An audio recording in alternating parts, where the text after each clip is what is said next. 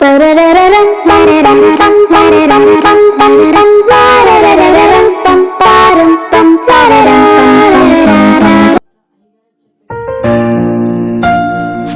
స్తోత్రం స్తోత్రం స్తోత్రం. అయ్యగారు వచ్చారు. పెప్సీ. స్తోత్రం స్తోత్రం స్తోత్రం. వందనాలు అయ్యగారు. వందనాలమ్మా. వందనాలు అయ్యగారు.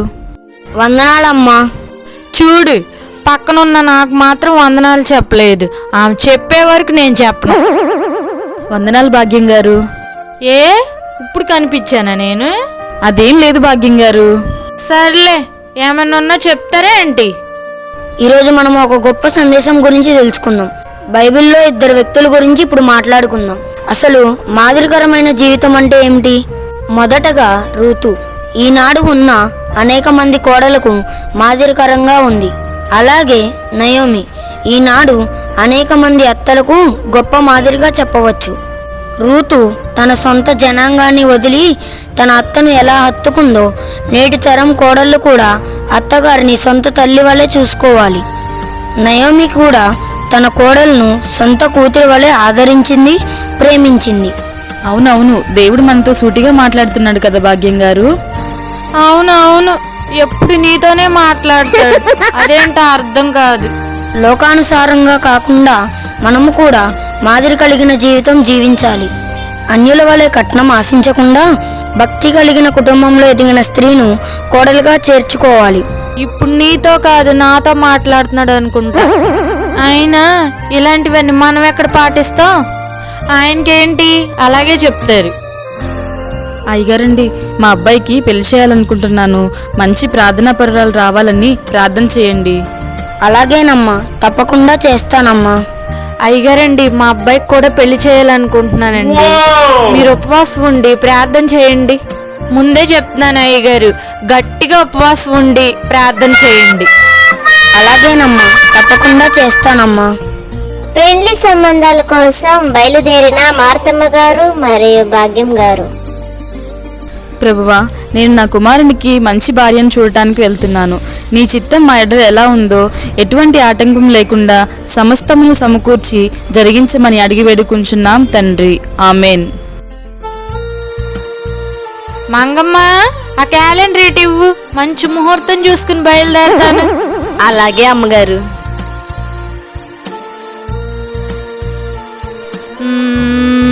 అమ్మో, అమావాస్య అస్సలు మంచిది కాదు. పౌర్ణమి మంచిదే. ఏ వారం వచ్చింది? మంగళవారమా? అబ్బో వద్దులే. ఏకాదశి గురువారం ఉదయం 5 గంటలకి పర్ఫెక్ట్గా కుదిరింది ముహూర్తం. ఏంటో ఈవిడ చర్చికి వెళ్తదే గాని అన్ని ముహూర్తాలు, వారాలు, వజ్జాలు చూసుకుంటది.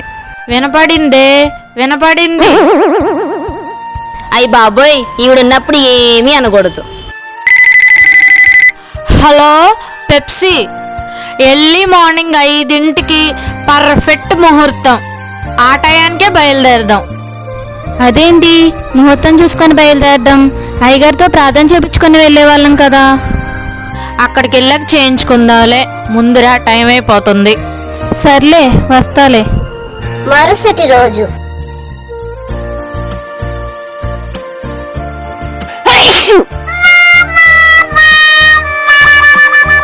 అబ్బా, కరెక్ట్ టయానికి తుమ్మాడు ఈ దరిద్రుడు.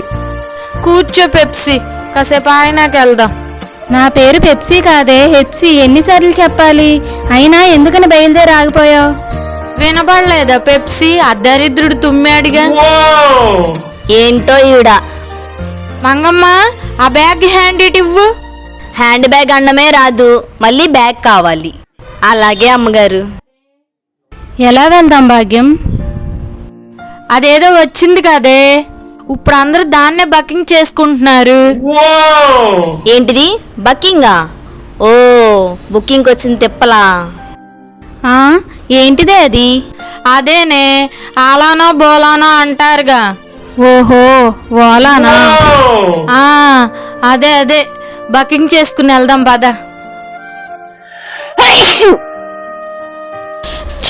మళ్ళీ తుమ్మాడు ఈ దరిద్రుడు. అమ్మగారు, ప్రార్థన వాళ్ళు ఇలాంటివి పాటించకూడదు కదా. నువ్వు ముందు షటప్, తర్వాత గెట్ అవుట్. ఇవన్నీ చూసుకోపోతే వంకర మొహాలు చొట్ట మొహాలు వస్తాయే. ఇప్పుడు వెళ్దామా? పద పద పద. ఆగవే, పిల్ల అరుతుంది, ఎదురొచ్చిద్దేమో, కాసేపు ఆగి వెళ్దాం. ఉదయం 5 గంటలకు ముహూర్తం అన్నావు, ఇప్పుడు టైం 10 అయింది. అదంటో ఇదంటో, తుమ్మంటో పిల్లంటో. ఇప్పుడైనా వెళ్దామా? సరేలే, ఇక ఏవి ఎదురు రాకుండా నువ్వు ఎదురురా. మ్యారేజ్ బ్యూరోలో జరుగుతున్న సన్నివేశం. రండి రండి, మీకు కావలసిన పెళ్లి కూతుర్ల అందరినీ చూపిస్తాను. ఇదేం కొత్త రకం పెళ్లి చూపులు, నేనెక్కడా వినలేదమ్మా. ఇప్పుడు డైరెక్ట్ గా పెళ్లి కూతురు చూడటమే ఫ్యాషన్. అమ్మాయిని పంపించండి. ఏం చదువుకున్నావేంటి? 10th వరకు చదువుకున్నానండి. ఏమ్మా, ప్రాపర్టీ ఎంత ఉందేంటి? 1 కోటి రూపాయల వరకు ఉందండి ఆస్తి. ఏంటి, 1 కోటి రూపాయలేనా? ఏం సరిపోతాయి? వద్దులే, వేరే అమ్మాయిని చూపించండి. ఏమ్మా, ప్రాపర్టీ ఎంత ఉందేంటి? ఆస్తి పెద్దగా ఏం లేదండి. ఏం చదువుకున్నావేంటి? బీటెక్ ఎంటెక్ వరకు చదువుకున్నా అండి. ప్రార్థనలో ఎదుగుతూ అన్ని పరీక్షల్లో పాలు పొంది దైవజనులకు సహకారిగా ఉంటా అండి. ఏంటి, ప్రాపర్టీ లేదా? ప్రార్థన చేస్తావా? సర్లే అమ్మా, మా గురించి కూడా చెయ్యి. అంతా తుమ్ము ప్రభావమే, ఒక్క సంబంధం కూడా కుదరట్లా. నేను ముందే చెప్పా అయ్యగారితో ప్రార్థన చేపించుకోమని, విన్నావా? సర్లే, ఇంకో అమ్మాయిని పంపించండి. నీ పేరేంటమ్మా? నా పేరు జోయల్. ఏంటి, జోలానా? జోలా కాదు, జోయల్. అందరూ జో అంటారు. ఏం చదువుకున్నావేంటి? కామర్స్లో మాస్టర్స్ డిగ్రీ చేశా. అంటే 10th కూడా పాస్ అవ్వలేదా?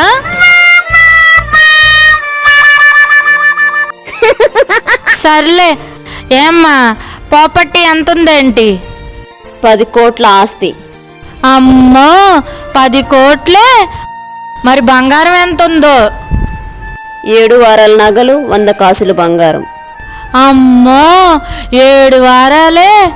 ఏమే పెప్సీ, దీన్ని ఫిక్స్ చేసేద్దామే. ఏమ్మా, కాస్త లేచి అటు ఇటు నడువు చూద్దాం. ఏ నడవపోతే పెళ్లి చేసుకోరా? నువ్వు ఉండవే. ఏమ్మా, ప్రార్థనకి వెళ్తావా? లేదు, నాకు అవసరం వచ్చినప్పుడే వెళ్తా. అంతేలే, ఏం అవసరం ఉందని వెళ్తావులే.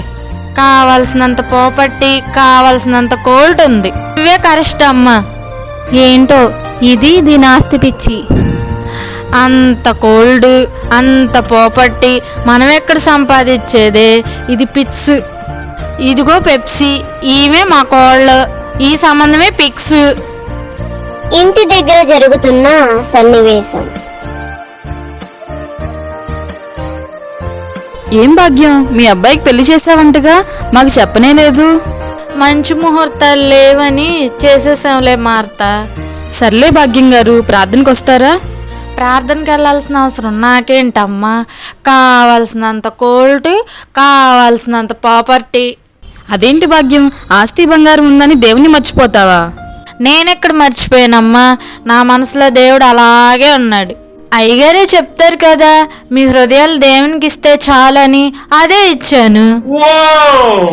నీ అవసరం తీరిందని దేవుని మర్చిపోతావా భాగ్యం? అవసరాలు మాత్రమే తీర్చే దేవుడు కాదు, అవసరానికి దేవుడు కాదు. సర్లే, వినటానికి ఎన్నైనా చెప్తారు. సర్లే భాగ్యం, ఎలా ఉంది కోడలు? మా కోళ్ళకే కోల్డ్. గోల్డ్కి వచ్చిన తిప్పలా కోల్డ్ అంటుంది. ఎనలేక సస్తనం. అమ్మ జోలా, మార్తాంటికి నాకు కాఫీ తీసుకురా. నేను ఫోన్ చూడడంలో బిజీగా ఉన్నాను, మీరే వచ్చి పెట్టుకోండి. ఏదో వర్క్ ఉందనుకుంటా మార్తా, ఉండు నేను తీసుకొస్తా. పర్వాలేదులే భాగ్యం, ప్రార్థనకి టైం అయింది, నేను వెళ్ళొస్తా. ఏ జోలా, ఏంటి అసలు నువ్వు? ముందు జోలా అనడం ఆపండి. నా పేరు జోయల్. ఎన్నిసార్లు చెప్పాలి మీకు? ఏంటి, కాఫీ అడిగితే నువ్వే పెట్టుకో అంటున్నా? అత్తంటే రెస్పెక్ట్ లేదా? అది రెస్పెక్ట్ కాదు, రెస్పెక్ట్. అయినా నేను ఇంత కట్నం తెచ్చింది ఎందుకు? మీకు కాఫీలు టీలు ఇవ్వడానికా? ఈ భాగ్యంకి బాగా అయ్యింది. సరే, టిఫిన్ అన్నా చేసి పెడతావా లేదా? ఏంటి టిఫినా? కాఫీని ఏమనంటే మరి టిఫిన్ పెట్టాలా? ఇంత కట్నం తెచ్చింది టిఫిన్ కాఫీలు ఇవ్వడానికా ఏంటి? ఏమనుకుంటున్నారు మీరు నా గురించి? మా ఇంట్లో మంచం దిగేదాన్ని కాదు, అన్నం కూడా మా అమ్మ మంచం దగ్గరగా తీసుకొచ్చేది. అలా చేయబట్టే అత్తలంటే లెస్ పెట్టలేదు. ఏం తల్లిలో ఏంటోనమ్మా, పిల్లల్ని ఇలా పెంచి అత్తల మీద వదిలేరు. అయినా నాది బుద్ధి తక్కువ. పాపట్టి అని వెళ్ళి ఇలాంటి దాన్ని నెత్తి మీద తెచ్చిపెట్టుకున్నా. మంగమ్మ, ఇల్లు చూసుకో, మార్త దగ్గరికి వెళ్ళొస్తా. అలాగే అమ్మగారు.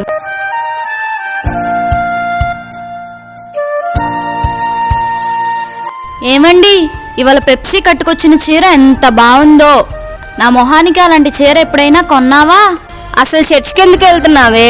ముందు వెనక ఎవరే చీరలు కట్టారు, ఎవరే నగలు వేసుకున్నారు అని చూడడానికి వెళ్తున్నావా? సర్లే ఆపండి. చీరలు కొనమంటే కొనరు కానీ ఇలాంటి ప్రశ్నలు మాత్రం బాగా అడుగుతారు. దేవుడా, అసలు నువ్వు కొంటావా కొనవా? ఉన్నాయన్నీ ఏం చేస్తావే నువ్వు? ఏమున్నాయని? నువ్వు కొనేదే సంవత్సరానికి ఒకటి, అది కూడా 100-200 రూపాయల చీరలు. వాళ్ళు చూడు ఎన్ని వేలు పెట్టి కొనుక్కుంటున్నారో. ఏమే, నాకు వచ్చే జీతం ఎంతే? నీకెంత వచ్చినా నాకు అనవసరం. నాకు చీర కొంటావా లేదా? చూస్తాలేవే. సర్లే, చీర కొనకపోతే కొనకపోయేలే గాని మొన్న చూపించిన నెక్లెస్ కొనిపెట్టు. చీరకే చూస్తానంటే మళ్ళీ నెక్లెస్ అంటావేంటే? ఇదంతా నాకు అనవసరం. చీర కొంటావా నెక్లెస్ కొంటావా? తినడానికి తిండి లేదు గాని ఒంటికి పూసుకోవడానికి వెనపూస కావాలందంట నీలాంటిది. కారపూస వెన్నపూస అలాంటివి నాకే వద్దు గాని చీర గాని నెక్లెస్ గాని కొను, అంతే. చిచ్చి, రోజంతా కష్టపడి ఇంటికి వస్తే ప్రశాంతత లేకుండా పోతుంది. అది కొను ఇది కొను ఒక్కటే గోల. చి, కొంపలో ఉండాలంటేనే చిరాకు వస్తుంది. ఆ ఎక్కడ కొనాల్సి వస్తుందో అని ఇదో వంక బాగా దొరికింది నీకు. అమ్మయ్య, ఒక గోల పోయింది. ఎదురింటి భాగ్యం గారి కొత్త కోళ్ళు వచ్చిందిగా, ఒకసారి కదిపేసి వద్దాం. భాగ్యం గారు, భాగ్యం గారు. ఎవరు? నువ్వు మంగమ్మవి, నీతో పని లేదు. భాగ్యం గారి కోడలు కావాలి. సర్లేండి, లోపలింది వెళ్ళండి, మీకు తగ్గ సమాధానం చెప్పిద్ది. ఏమ్మా, నువ్వేనా కొత్త కోడలివి? ఏ కనబడట్లేదా? కనపడుతుందిలే అమ్మా. ఏమ్మా, మీ అత్తగారు లేరా? లేరు. అయినా నాకేం తెలుసు ఆవిడ గురించి? అదేంటమ్మా, ఇంట్లోనే ఉన్నావుగా, మీ అత్తగారు ఎక్కడికి వెళ్ళారో తెలీదా? తెలీదు. అయినా ఆవిడ ఎక్కడెక్కడికి వెళ్తుందో చూడడానికేనా నేను ఇంత కట్నం తీసుకొని వచ్చింది? ఎంత కట్నం తెస్తే మాత్రం అత్తగారిని పట్టించుకోవా? పట్టించుకోను. ఏం కావాలి మీకు? అమ్మో, ఎక్కడ వర్కౌట్ అవుతులే, ఇంకో ఇంటికి వెళ్ళను. మార్తమ్మా, మార్తమ్మా. ఎవరండి? అత్తయ్య గారు పడుకున్నారండి. ఏమ్మా, నువ్వేనా కొత్త కోడలివి? అవునండి. అయ్యో, ఏంటమ్మా పనంతా నువ్వే చూసుకుంటున్నావు? మన పని మనం చేసుకోవడంలో తప్పేం లేదు కదండి. అదేంటమ్మాయి, మొన్నటిదాకా మీ అత్తగారేగా చేసింది, ఇప్పుడేమైంది? అవునండి, మా అత్తగారే చేసేది, కానీ ఇప్పుడు నేనున్నాను కదా, నేనే చేస్తున్నానండి. అంతేలే. అవునమ్మాయి, మీ అత్తగారు అసలు నువ్వు పనే చేయడం లేదని చెప్పుకుంటుంటే విన్నాను. లక్షణంగా పనిచేస్తున్నావు. అంటే అన్నారులేండి, మా అత్తగారే కదా తల్లితో సమానం. నా తల్లి అంటే పడినా ఏంటి? అబ్బో, ఇక్కడ కూడా వర్కౌట్ అయ్యేలా లేదు. ఏంటో, ఎక్కడ పుల్లలు పెడదామన్నా కుదరట్లేదు. సర్లే, నువ్వు పని చేసుకోలే అమ్మా, మీ అత్తగారిని బాగా చూసుకో. భాగ్యం గారు మార్తమ్మ గారింటికి వెళుతున్న సన్నివేశం. Martha, Martha. ఏంటి భాగ్యం, ఇలా వచ్చావు? వచ్చి కూర్చో. ఏం కూర్చోటమో ఏంటో మార్తా. ఏమైంది భాగ్యం? పోపట్టి కోసం ఆశపడి కోడలు తెచ్చుకున్నాను, తీరా మనశ్శాంతి లేకుండా చేసుకున్నాను. అసలు ఏమైంది భాగ్యం? బంగారు లాంటి కోడలు అన్నావు కదా. ఏం బంగారం ఏమో మార్తా, ఒక కప్పు కాఫీ కూడా ఇవ్వట్లేదు. నీ కోళ్ళే నయం, అడగకుండా కాఫీ డ్రాప్స్ లోనే ఇచ్చింది. నాకు అడిగినా దిక్కులేదు. ఏమైనా అంటే కట్నం తెచ్చాగా అంటుంది. తెలియదులే భాగ్యం, చిన్నతనం కదా, నేర్చుకుంటుందిలే. అందుకే భాగ్యం, ఏదైనా ప్రార్థనాపూర్వకంగా ఉండాలి. అవసరానికే దేవుడు అన్నావు కదా, ఇప్పుడైనా ప్రార్థనకి రా, మనం ప్రార్థన చేద్దాం. నిజమే మార్తా, అవసరానికే దేవుడు, నాకేం తక్కువ అనుకున్నా. అలా అనుకునే దేవుని వెనక పెట్టా. ఇక నుంచైనా ప్రార్థనకు వస్తా. చూశారు కదండి, అవసరానికే దేవుడు, ప్రార్థన కోసమే దైవజనుడు అన్న రీతిగా నేడు విశ్వాసులు ఉంటున్నారు. అత్యాశకు పోయి దేవుణ్ణి వెనక్కి పెట్టి లేనిపోని సమస్యలు ఎదుర్కొంటున్నారు. సంవత్సరాల తరబడి మందిరానికి వస్తున్నా కానీ అవిశ్వాసులుగా ఉంటూ లోకాచారాలను పాటిస్తూ ఉంటారు. మందిరం అంటే నీ రోగాలను బాగు చేసే హాస్పిటల్ కాదు. మందిరం అంటే నీ అప్పులు తీర్చే ఫైనాన్స్ కంపెనీ కాదు. మందిరం అంటే నీ కొరకు సంబంధాలు చూసే మ్యారేజ్ బ్యూరో కాదు. మందిరం అంటే పరిశుద్ధుడైన దేవుణ్ణి ఆరాధించే స్థలం. మందిరం అంటే నీ పాపాలను ఒప్పుకొని క్షమించబడే స్థలం. మందిరం అంటే నిన్ను పరలోకమునకు చేర్చే గవిని. అలాంటి మందిరమును నీవు ఏ విధంగా చూస్తున్నావు? ప్రార్థనా మందిరం పట్ల నీకు సరైన అవగాహన లేనప్పుడు ఆ మందిరం నుండి వచ్చే ఆశీర్వాదాలు ఎలా తీసుకుంటావు, ఎలా పొందుకుంటావు? ఆశల వలయంలో లోక బాటలో చిక్కినవో మనిషి, నీ గతి ఏమవునో? ఆశల వలయంలో